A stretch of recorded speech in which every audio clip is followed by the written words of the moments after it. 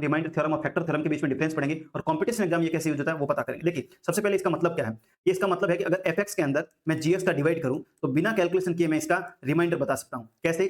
जिसका डिवाइड दे रहे हैं उससे x की वैल्यू निकाली इक्वल 0 के बराबर कर रखी, तो यहां से देखिए x की वैल्यू आ गई 2, इस 2 को पुट कर दीजिए इस fx के अंदर, यानी f इक्वल टू 2, जो वैल्यू आएगी वो मेरा रिमाइंडर है। तो मैं 2 पुट करूंगा तो ये आएगा 8 माइनस 3 इंटू 4 12 प्लस 8 माइनस 5, इसको सॉल्व कीजिए 16 माइनस 12 प्लस का 4 माइनस का 5 माइनस का 1, तो इस पूरे इक्वेशन का जो रिमाइंडर है वो आया माइनस का 1।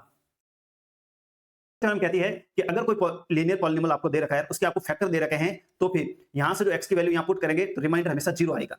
यानी अगर मान लीजिए ये एक फैक्टर है इस पॉलिनोमियल का, तो इसका मतलब यहां से x की वैल्यू 1 अपन पुट करते देखते हैं, f बराबर 1 निकालूंगा मैं तो ये आएगा 1 माइनस 2 माइनस 5 प्लस 6। देखिए ये कट पिट रहा है आपस में, ये हो गया 0, इसका मतलब x माइनस 1 इसका एक फैक्टर है। इससे भी यहां से x की वैल्यू कितनी आएगी माइनस का 2 यहां पुट करके देखिए पता चल जाएगा कि ये फैक्टर है कि नहीं है। अगर फैक्टर है तो रिमाइंडर हमेशा 0 होना चाहिए। माइनस 2 पुट करेंगे तो माइनस का 8 माइनस प्लस का 10 और प्लस का 6, ये आपस में कट गया तो ये हो गया 0। इसका मतलब ये दोनों आपस में रिमाइंडर है, आप ये चेक करिएगा। अब अपन एक क्वेश्चन करते हैं, ताकि क्वेश्चन ये कह रहा है ये एक मेरा लीनियर पॉलिनोमियल है, इसका एक फैक्टर x प्लस 2 है। तो देखिए अभी हमने फैक्टर थ्योरम पढ़ी, उसके अकॉर्डिंग f बराबर माइनस 2 की वैल्यू 0 होनी चाहिए। अगर ये x प्लस 2 एक फैक्टर है तो यहाँ पर पुट कीजिए माइनस 2, अगर मैं यहाँ पुट करूंगा माइनस 2 तो ये आएगा मेरा माइनस का 24 माइनस प्लस का 4a माइनस का 8 प्लस का b इज इक्वल टू 0। अब आगे पढ़िए क्वेश्चन, ये कह रहा है x माइनस 3 का अगर इसके अंदर डिवाइड करूंगा तो रिमाइंडर माइनस 5 आएगा। हमने अभी रिमाइंडर थ्योरी के अंदर 3 की मान वैल्यू रखूंगा तो जो वैल्यू आएगी वही मेरा रिमाइंडर होगा, लेकिन क्वेश्चन कह रहा है वो रिमाइंडर माइनस 5 के बराबर होगा।